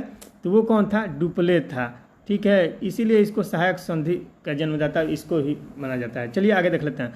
सबसे पहला तो देखिए option be the right answer, यानी डुप्ले। तो देखिए डुप्ले के बारे में थोड़ा सा डिटेल में देख लेते हैं। देखिए डुप्ले ने पहली बार हथकंडे प्रयोग किए जो भारत को जीतने के लिए अंग्रेजों के मार्गदर्शक बने, ठीक है। डुप्ले प्रथम यूरोपियन था जिसने भू क्षेत्र अर्जित करने के उद्देश्य से भारतीय राजाओं के झगड़ों में भाग लेने का नीति आरंभ किया। यह डुप्ले ही था जिसने पहली बार यूरोपीय सेना को भारतीय राज दरबारी में भारतीय व्यय पर नियुक्त करवाया तथा जिसने पहली बार यूरोपीय हितों के लिए भारतीय राजनीति में हस्तक्षेप भी किया, भारत में यूरोपीय साम्राज्य की नींव भी रखी। उसके बारे में जीबी मालेसन ने लिखा है, जीबी मालेसन है, उन्होंने क्या इसके बारे में लिखा है कि उसकी योजनाओं का प्रभाव उसके जाने के पश्चात भी रहा। यानी डुप्ले जब चला गया उसका जो पॉलिसी बनाया था, योजना में था, उसके जाने के बाद भी उसका प्रभाव रहा। वह भूमि जिसे उसने अपनी सूझबूझ से जोता तथा उर्वर बनाया और वह क्षमता जो उसने दर्शाई उसके लौटने के तुरंत पश्चात उसके प्रतिद्वंदियों ने उपयोग की और उससे अत्यधिक लाभ भी उठाया, ठीक है। तो ये जीबी मालेसन का कहना है, ठीक है। चलिए आगे देख लेते हैं। 40 नंबर यानी 40 नंबर क्वेश्चन की कह रहा है। देखिए भारत में फ्रांसीसियों ने अपना सबसे पहला कारखाना निम्न में से किस स्थान पर लगाया? अब देखिए ईस्ट इंडिया कंपनी की बात नहीं कर रहा है, ईस्ट इंडिया कंपनी तो पहले सूरत में लगाया, लेकिन फ्रांसीसियों के बारे में कह रहा है कि भारत में सबसे पहला कारखाना कहाँ लगाया। तो फ्रांसीसी भी थे, ये भी अपना पहला कारखाना सूरत में ही लगाए थे, ठीक है। अब कब लगाए थे तो इसको भी देख लेते हैं। आइए देखिए डिटेल देख लीजिए। देखिए लुई 14वें के मंत्री कोलबर्ट थे। लुई 14वां के मंत्री कौन थे? कोलबर्ट। तो इनके द्वारा 1664 में फ्रेंच ईस्ट इंडिया कंपनी की स्थापना हुई जिसे कंपनी दस इंडेस ओरिएंटल्स कहा गया। फ्रांसीसी कंपनी का निर्माण राज्य द्वारा हुआ और राज्य ही इसका सारा खर्च देता था। 1667 में फ्रांसीसी कैरो के नेतृत्व में एक अभियान भारत के लिए रवाना हुआ, ठीक है, जिसने 1668 ईस्वी में सूरत में अपने पहले व्यापारिक कारखाने की स्थापना की। यानी फ्रांसीसी का 1668 में, ठीक है। चलिए आगे देख लेते हैं 41 नंबर क्वेश्चन। तो देखिए 41 नंबर क्वेश्चन की कह रहा है, फ्रांसीसी ईस्ट इंडिया कंपनी स्थापित हुई थी किसके शासनकाल में? तो ये लुई 14वां का अभी आपने देखा, तो option A is the right answer. ठीक है, चलिए आगे देख लेते हैं। 1668 में लुई 14वां था। चलिए आगे देख लेते हैं। 42 नंबर क्वेश्चन क्या कर रहा है, निम्नलिखित में से किसे भारत में फ्रांसीसी कंपनी का संस्थापक माना जाता है? तो फ्रांसीसी कंपनी का संस्थापक किसे माना जाता है? कोलबर्ट को। किससे माना जाता है? क्योंकि यही था जो लुई 14वां का मंत्री था, कोलबर्ट। ठीक है, तो फ्रांसीसी कंपनी का संस्थापक कोलबर्ट को ही माना जाता है। ठीक है, कहाँ? भारत में। ठीक है, अब देखिए 43 नंबर क्वेश्चन, बंगाल में निम्न में से कौन सा कारखाना डचों ने स्थापित किया? तो डचों ने कौन सा स्थापित किया था भाई? तो डचों ने चिंसुरा में भी स्थापित किया और हुगली में भी स्थापित किया। हालांकि पुर्तगाली का पूछता है तो हुगली में ही है। ठीक है, और डचों ने भी हुगली और चिंसुरा दोनों में स्थापित किया। चलिए देख लेते हैं इसका ज़रा डिटेल। ठीक है, अब देखिए डचों की बंगाल में पहली कंपनी पिपली में 1627 में स्थापित हुई। बंगाल में पहला कंपनी अपना डच कहाँ लगाया? पिपली में। कब लगाया? 1627 में। इसके कुछ ही दिनों बाद डच पिपली से बालासुर चले गए। ठीक है, कहाँ चले गए? बालासुर। कमेंट में बताइएगा बालासुर कहाँ है। ठीक है, बंगाल में डचों ने 1635 ईस्वी से प्रारंभ कर 1656 के बीच कुछ समय तक हुगली के फैक्ट्री का संचालन किया। 1656 ईस्वी के बाद हुगली के ही एक गांव चिंसुरा में 1653 ईस्वी में स्थापित फैक्ट्री डचों के व्यापार का मुख्य केंद्र भी बना। स्पष्ट है कि दिए गए विकल्पों में डचों का कारखाना चिंसुरा हुगली के एक ग्राम के साथ हुगली मुख्यालय में भी था। 17वीं शताब्दी के समाप्त होने तक डच कंपनियां कासिम बाजार, पटना, ढाका, मालदा, बालासोर, बारंगोर, जुगदिया, फतवा आदि स्थानों तक स्थापित हो चुकी थी। कब तक? 17वीं शताब्दी के समाप्त होने तक। ठीक है, चलिए आगे देख लेते हैं। 44 नंबर क्वेश्चन क्या कर रहा है भाई, डच ईस्ट इंडिया कंपनी ने किस वर्ष अपनी फैक्ट्री पटना में स्थापित की? अब देखिए डचवा जो रहस ये पटना में भाई आपको फैक्ट्री स्थापित कर तो पटना में ये 1632 में अपना फैक्ट्री स्थापित किए। 1600 में ईस्ट इंडिया कंपनी का स्थापना हुआ और 1632 में 2 साल बाद 32 वर्ष बाद ये पटना में डच लगा दिया अपना फैक्ट्री। ठीक है, तो डच ईस्ट इंडिया कंपनी ने किस वर्ष अपना फैक्ट्री पटना में स्थापित किया भाई? तो 1632 में। Option B is the right answer. ठीक है, चलिए आगे देख लेते हैं, इसका थोड़ा डिटेल देख लेते हैं 44 का। तो देखिए बंगाल की समृद्ध व्यापार की तरफ आकर्षित हो डचों ने 1615 एवं 1629 में असफल प्रयास किए। ठीक है, यद्यपि बंगाल में व्यापार का सुअवसर उन्हें 1632 ईस्वी में प्राप्त हुआ। 1632 में सर्वप्रथम पटना में डच ईस्ट इंडिया कंपनी का प्रवेश हुआ। यद्यपि पटना में डच फैक्ट्री की स्थापना 1632 का संदर्भ से संबंधित कोई स्रोत प्रामाणिकता की कसौटी पर स्पष्ट नहीं है, यानी स्पष्ट नहीं है। ठीक है, प्रामाणिकता के कसौटी पर स्पष्ट नहीं है कि वहाँ पर इन्होंने फैक्ट्री लगाई थी। यद्यपि इतिहासकार ओम प्रकाश ने 1638 में पटना में डच फैक्ट्री की स्थापना संबंधी तथ्य प्रस्तुत किए हैं, जो आर्थिक तंगी के कारण उसी वर्ष बंद भी हो गई। वर्तमान में डच फैक्ट्री का वह स्थान पटना कॉलेज के नाम से भी जाना जाता है। ठीक है, जो गांधी मैदान के साइड में पटना कॉलेज वहीं पर डचों ने स्थापित किया था अपना फैक्ट्री। चलिए आगे देख लेते हैं। तो एग्जाम में पूछे तो 1632 दीजिएगा। हालांकि ओम प्रकाश जो है इतिहासकार, उनके अनुसार 1638 में स्थापित किया गया था और वो चला नहीं, उसी वक्त उसका अंत भी हो गया। ठीक है, पतन भी हो गया। चलिए आगे देख लेते हैं। 45 नंबर क्वेश्चन क्या कह रहा है? 45 नंबर, फ्रांसीसी दक्कन में शक्ति आंदोलन स्थापित करने में असफल रहे। फ्रांसीसी जो थे दक्कन के क्षेत्र में शक्ति आंदोलन स्थापित करने में असफल रहे, क्योंकि यानी क्या कारण रहा कि असफल रहे? दक्षिण के क्षेत्र में दक्कन के क्षेत्र में, वही मतलब इधर का साइड हो गया पश्चिम दक्षिण। देखिए तो इसका कारण क्या था भाई? ए में दिया डुप्ले सक्षम सेनापति नहीं था, ये तो कोई आंसर नहीं हुआ इसका। अंग्रेजों की फौज शक्तिशाली थी, तो बिल्कुल फ्रांसीसी दक्कन में शक्ति आंदोलन स्थापित करने में असफल रहे। क्यों असफल रहे भाई? यानी सक्सेस नहीं उनको मिला, क्योंकि अंग्रेजों की फौज शक्तिशाली थी, इसीलिए वो दक्कन में शक्ति आंदोलन स्थापित करने में सफल नहीं हो पाए। ठीक है, तो option B is the right answer. ठीक है, अब देखिए फ्रांसीसियों की पराजय का एक मुख्य कारण उनकी कमजोर नौसेना थी। वोल्टेयर के अनुसार ऑस्ट्रिया के उत्तराधिकार युद्ध के समय फ्रांस की जल शक्ति का इतना ह्रास हुआ कि सप्तवर्षीय युद्ध के समय उनके पास, यानी सप्तवर्षीय युद्ध यानी 7 साल का युद्ध चला था उनके साथ, तो उनके पास एक भी जलपोत नहीं था। ठीक है, दूसरी ओर अंग्रेजों के पास एक शक्तिशाली सेना भी थी। यही कारण था कि फ्रांसीसी असफल हो गए। ठीक है, चलिए आगे देख लेते हैं। 46 नंबर क्वेश्चन देखिए, यूपीपीसीएस प्री 1997 में पूछा गया है। 46 नंबर, निम्न यूरोपीय शक्तियों ने भारतीय व्यापार में समय समय पर प्रवेश किया। ठीक है, और इनका सही कूट देना है। अंग्रेज है, डच है, फ्रांसीसी है, पुर्तगाली है, यानी सबसे पहले कौन आए तो यही आपको चूज करना है। तो देखिए, सबसे पहले तो पुर्तगाली आए थे भाई। ठीक है, पुर्तगाली के बाद कौन आया तो पुर्तगाली के बाद डच आए। ठीक है, यानी पहले पुर्तगाली आए, पुर्तगाली, उसके बाद कौन आए तो इसके बाद आ गए आपका डच आ गया। ठीक है, इसके बाद डच के बाद कौन आए तो अंग्रेज आ गए। ठीक है, और अंग्रेज के बाद कौन आ गए तो फ्रांसीसी आ गए। ठीक है, यानी यूरोपीय शक्तियों भारतीय व्यापार में समय समय पर प्रवेश किया। तो कौन है तो पहले पुर्तगाली, तो पुर्तगाली है 4 में।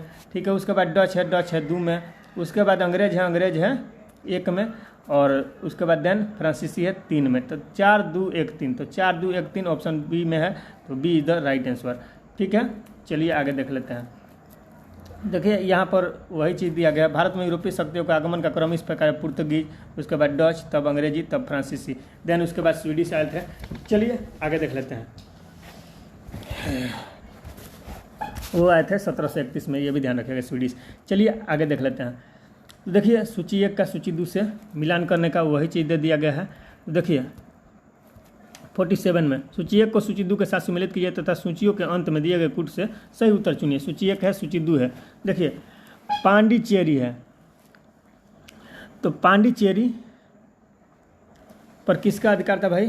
पांडिचेरी पर फ्रेंच ने अधिकार किया था। ठीक है, उसके बाद गोवा पर, तो गोवा पर पुर्तगालियों ने अधिकार किया था। ठीक है, ट्रावनकोर या ट्रांकेबार है, तो ट्रांकेबार पर किसने अधिकार किया था? तो इस पर डेनिश, या जिसको डेन बोलते हैं। और मद्रास पर किसने किया था, अपना आधिपत्य किया था? तो वो डच थे। कौन थे? डच थे। ठीक है, तो देखिए, ए का हो गया 2, ए का हो गया 2, बी का हो गया 3, सी का हो गया 4, और डी का हो गया 1। 2 3 4 1, तो देखिए 2 3 4 1 ऑप्शन ए में ही मिल जा रहा है। 2 3 4 1, तो option A is the right answer. ठीक है, चलिए देख लेते हैं। यानी पांडिचेरी पर फ्रांसीसियों का अधिकार था, गोवा पर पुर्तगाली का अधिकार था, आपको मालूम है, ट्रावनकोर पर डेनिश का, और मद्रास पर डच का। ठीक है, चलिए आगे देख लेते हैं। मद्रास बोल रहे हैं, सद्रास है। चलिए देख लेते हैं। 48 नंबर क्वेश्चन क्या बोल रहा है? देखिए, 48 नंबर क्वेश्चन कह रहा है, उस क्षेत्र की पहचान करें जहां से यूरोपीय वासियों को सर्वोत्तम सोरा और अफीम प्राप्त होता था। यानी यूरोपियों को सबसे अच्छा सोरा और अफीम कहां से प्राप्त होता था? तो वो बिहार से ही प्राप्त होता था, अफीम और सोरा। ठीक है, यूरोप वासियों को सर्वोत्तम सोरा और अफीम कहां से मिलता था? बिहार से। ठीक है, अब देखिए 49 नंबर क्वेश्चन। 49 नंबर कह रहा है, अंग्रेजी शासनकाल में भारत का कौन सा क्षेत्र अफीम उत्पादन हेतु प्रसिद्ध था? तो अफीम उत्पादन और सोरा के लिए बिहार ही प्रमुख था, तो बिहार हो जाएगा। अंग्रेजी शासनकाल में बिहार अफीम उत्पादन के लिए प्रसिद्ध था, option A is the right answer. तो चलिए आगे देख लेते हैं। 50 नंबर क्वेश्चन कह रहा है, निम्नलिखित यूरोपियों में से कौन सा एक स्वतंत्रता पूर्व भारत में व्यापारी के रूप में सबसे अंत में आया? व्यापारिक करने के लिए सबसे अंत में कौन आया था भाई? तो सबसे अंत में फ्रांसीसी आए थे। ठीक है, ऐसे हालांकि इसके बाद स्वीडिश भी आए थे, स्वीडिश कंपनी का भी स्थापना हुआ था। ठीक है, आया था तो 1731 में, हालांकि फ्रांसीसी 1668 में ही आ गए थे। ठीक है, चलिए, तो ऑप्शन के अनुसार फ्रांसीसी हो जाएगा, option C is the right answer. ठीक है, चलिए आगे देख लेते हैं। 51 नंबर क्वेश्चन देखिए, यहाँ पर दिया है, थोड़ा सा डिटेल देख रहे हैं। 16वीं 17वीं शताब्दी में यूरोप के अनेक राष्ट्रों के व्यापारी समय समय पर व्यापार के उद्देश्य से भारत आए। इन यूरोपियों में सबसे पहले 1498 में पुर्तगाली, 1605 में डच, 1608 में अंग्रेज और 1664 में फ्रांसीसियों का आगमन हुआ। हालांकि फैक्ट्री ये 1668 में लगाया था, लेकिन 1664 में ही आ गए थे। इस प्रकार उपयुक्त विकल्पों में भारत आने वाले व्यापारियों में सबसे अंत में फ्रांसीसी का आगमन हुआ। ठीक है, चलिए देख लेते हैं नेक्स्ट। 51 नंबर क्वेश्चन कह रहा है, निम्नलिखित में से किन स्थानों पर डचों ने अपने व्यापारिक अड्डे स्थापित किए? डच अपना व्यापारिक अड्डा कहाँ पर स्थापित किया था भाई? तो नागपट्टनम में, चिंसुरा में, मछलीपट्टनम में, तो ये तीनों जगह है। सूरत में, भरूच में, आगरा में, तो यहाँ पर भी कोचीन, अहमदाबाद, पटना, तो यहाँ पर भी तो उपयुक्त सभी हो जाएगा। यानी कोची, अहमदाबाद, पटना, सूरत, भरूच, आगरा, नागपट्टनम, चिंसूरा, मछलीपट्टनम, ये सारे जगह पर डचों ने अपने व्यापारिक अड्डा स्थापित किया था। तो option D is the right answer. ठीक है, चलिए आगे देख लेते हैं 52 नंबर क्वेश्चन। और उससे पहले थोड़ा इसका 51 का डिटेल भी दे। भारत में डचों द्वारा स्थापित प्रमुख व्यापारिक केंद्र कौन कौन थे? नागपट्टनम था, चिंसूरा था, मछलीपट्टनम, सूरत, भरूच, आगरा, कोचीन, अहमदाबाद तथा पटना। ठीक है, देखिए 52 नंबर क्वेश्चन, निम्नलिखित पर विचार कीजिए। तो देखिए विचार करने को दिया है, कह रहा है मृदा के स्वरूप तथा उपज के गुणों के आधार पर भूमि राजस्व का मूल्यांकन। दो दिया है युद्ध में चलती फिरती तोपों का उपयोग। 3 में दिया है तंबाकू और लाल मिर्च की खेती। उपयुक्त में से कौन सा अंग्रेज की भारत को देन था? यानी उपयुक्त में से कौन से अंग्रेजों की भारत को देन थी? तो ये इसमें से क्या था? इसमें से कोई नहीं था। यानी मृदा के स्वरूप तथा उपज के गुणों के आधार पर भूमि राजस्व का मूल्यांकन करते थे, तो नहीं, ये भी नहीं है। युद्ध में चलती फिरती तोपों का उपयोग, ये भी नहीं। तंबाकू और लाल मिर्च की खेती, तो ये भी नहीं। तो इनमें से कोई नहीं, तो कोई भी नहीं। Option D is the right answer. चलिए आगे देख लेते हैं। देखिए इसका डिटेल दिया है, मृदा के स्वरूप तथा उपज के गुणों के आधार पर भूमि राजस्व का मूल्यांकन अंग्रेजों से पूर्व शेरशाह सूरी एवं अकबर के द्वारा किया जा चुका था, इसलिए वो भी गलत। भारत में तंबाकू और लाल मिर्च की खेती पुर्तगालियों की देन थी। किसकी देन थी भाई? पुर्तगालियों की देन थी, अंग्रेजों की देन नहीं थी। और चलती फिरती तोपों का प्रचलन मुगल काल में ही हो गया था। अकबर के आयुध निर्माण कारखाने में तमाम प्रकार की बड़ी छोटी तोपें तैयार की जाती थी। इस प्रकार इनमें अंग्रेजों की भारत को लिए कोई भी देन नहीं था, इससे पहले हो चुका था ये सब। चलिए आगे देख लेते हैं, इसीलिए इसमें से कोई नहीं। देखिए नेक्स्ट है 53 नंबर क्वेश्चन, कह रहा है क्या? किसने ईस्ट इंडिया कंपनी के बारे में यह टिप्पणी किया कि कंपनी एक असंगति है, परंतु यह उस व्यवस्था का भाग है जहां सब कुछ ही असंगत है। यानी किसने भाई ये टिप्पणी किया था कि कंपनी एक असंगति है, या असंगति कह लीजिए, विसंगति कीजिए। यानी कंपनी संगति नहीं है, कंपनी एक असंगति है या विसंगति है, परंतु यह उस व्यवस्था का भाग भी है जहां सब कुछ ही असंभव है। ठीक है, सब कुछ ही असंगत है। ठीक है, तो ये किसने टिप्पणी किया था? तो ये टीबी मैकाले ने किया था। किसने किया था? TB Macaulay. Option be the right answer. ठीक है, चलिए आगे देख लेते हैं थोड़ा सा इसका डिटेल यहाँ पर। तो देखिए डिटेल में है, लॉर्ड थॉमस बेबिंगटन मैकाले ने, जो टीबी मैकाले हैं उनका पूरा नाम है थॉमस बेबिंगटन मैकाले, ब्रिटेन का राजनीतिज्ञ तथा इतिहासकार था। 1834 से 1838 तक वो भारत की सुप्रीम काउंसिल में लॉ मेंबर तथा लॉ कमीशन का प्रधान रहा। प्रसिद्ध दंड विधान ग्रंथ द इंडियन पिनल कोड की पांडुलिपि इसी ने तैयार किया था। अंग्रेजों को भारत की सरकारी भाषा तथा शिक्षा का माध्यम और यूरोपीय साहित्य, दर्शन तथा विज्ञान को भारतीय शिक्षा का लक्ष्य बनाने में इसकी महत्वपूर्ण भूमिका थी। ईस्ट इंडिया कंपनी की नीतियों पर टिप्पणी करते हुए मैकाले ने कहा था कि कंपनी एक असंगति है, परंतु उस व्यवस्था का भाग है जहां सब कुछ ही असंगत है। तो इस तरह से आप देख सकते हैं कि ये किसका टिप्पणी था? तो टीबी मैकाले का टिप्पणी था। ठीक है, चलिए अब नेक्स्ट क्वेश्चन देख लेते हैं। और ये अंतिम क्वेश्चन 55 नंबर होगा। 54 नंबर क्वेश्चन देख लेते हैं। तो देखिए 54 नंबर क्वेश्चन क्या कह रहा है? तो देखिए यहाँ पर 54 नंबर क्वेश्चन क्या कह रहा है? कह रहा है 54 नंबर क्वेश्चन, एक्सला-शाफेल 1748 की संधि के संदर्भ में निम्नलिखित कथनों में से कौन से सही हैं? तो देखिए इसके बारे में देख लीजिए। प्रथम कथन दे रहा है, प्रथम कर्नाटक युद्ध की समाप्ति, यानी एक्सला-शाफेल की संधि 1748 में हुई थी, या 1746 से 48 में प्रथम कर्नाटक युद्ध हुआ था, तो 1748 के तहत ही एक्सला-शाफेल के संधि के तहत ही समाप्त हुआ। तो ये तो बिल्कुल सही है, ऑप्शन ए इधर राइट। एक कथन तो मतलब बिल्कुल राइट है। दूसरा दे रहा, अंग्रेजों को मद्रास पुनः प्राप्त हुआ, तो जी बिल्कुल ये भी सही है, अंग्रेजों को पुनः मद्रास प्राप्त हो गया। ठीक है, तो दोनों सही है। ठीक है, तो देखिए नीचे दिए कूट के सही उत्तर चुनिए। कूट एक में केवल एक, केवल दो, सी में है एक और दो दोनों, तो एक और दो दोनों सही है, तो option C is the right answer. चलिए देख लेते हैं यहाँ पर थोड़ा सा डिटेल। देखिए डिटेल में क्या दिया गया है, एक्सला-शाफेल की संधि 1748 से ऑस्ट्रिया के उत्तराधिकार का युद्ध समाप्त हो गया। यूरोप का युद्ध बंद होते ही कर्नाटक का प्रथम युद्ध समाप्त हो गया तथा मद्रास अंग्रेजों को पुनः प्राप्त हो गया। अतः कथन 1 और 2 दोनों सही है। ठीक है, अब देखिए 55 नंबर क्वेश्चन क्या कह रहा है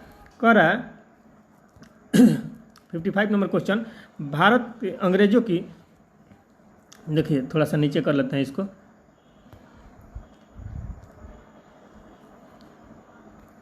देखिए भारत में अंग्रेजों की सफलता तथा फ्रांसीसियों की असफलता, यानी अंग्रेज की सफलता तथा फ्रांसीसियों की असफलता के कारण के संदर्भ में निम्न कथनों में से कौन से सही हैं।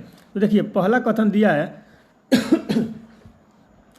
अंग्रेजों को बंगाल विजय से अपार धन तथा जनशक्ति का मिलना, यानी बंगाल पर विजय जब अंग्रेजों ने हासिल किया तो वहाँ से अपार धन और जनशक्ति उसको मिल गया, तो ये तो बिल्कुल सही है। दूसरा, अंग्रेजों की बेहतर नौसैनिक ताकत, जी हाँ बिल्कुल, इसके पास नौसेना शक्ति ज़्यादा था अंग्रेजों के पास, तो ये भी इसका कारण है।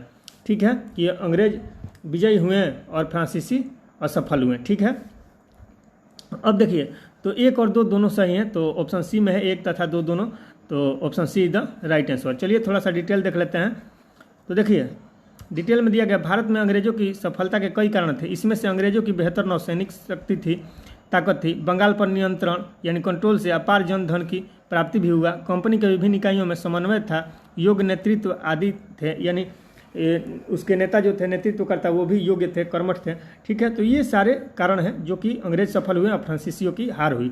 ठीक है, अब दोस्तों बात कर लेते हैं यूरोपीय कंपनियों के आगमन के बारे में। जितने भी प्रश्न थे वो सारा हमने ऑलरेडी करा दिया, और यहाँ से आपका चैप्टर जो स्टार्ट होगा 2 नंबर, ईस्ट इंडिया कंपनी और बंगाल के नवाब, तो ये नेक्स्ट वीडियो में हम इस टॉपिक का क्वेश्चन हम लोग करेंगे। ठीक है, तो आशा करते हैं कि आपको वीडियो अच्छा लगा होगा, और यदि आप चैनल पर नए हो तो चैनल को सब्सक्राइब कीजिए और बेल आइकन प्रेस कीजिए, ताकि जब भी हम वीडियो अपलोड करें सबसे पहले नोटिफिकेशन आपको मिलता रहे।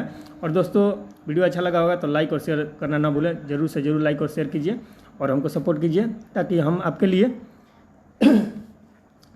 इसी तरह से आपके समक्ष वीडियो को लाते रहें। ठीक है दोस्तों, आज्ञा दीजिए, मिलते हैं नेक्स्ट वीडियो में, तब तक के लिए thanks, bye and take care, all the best.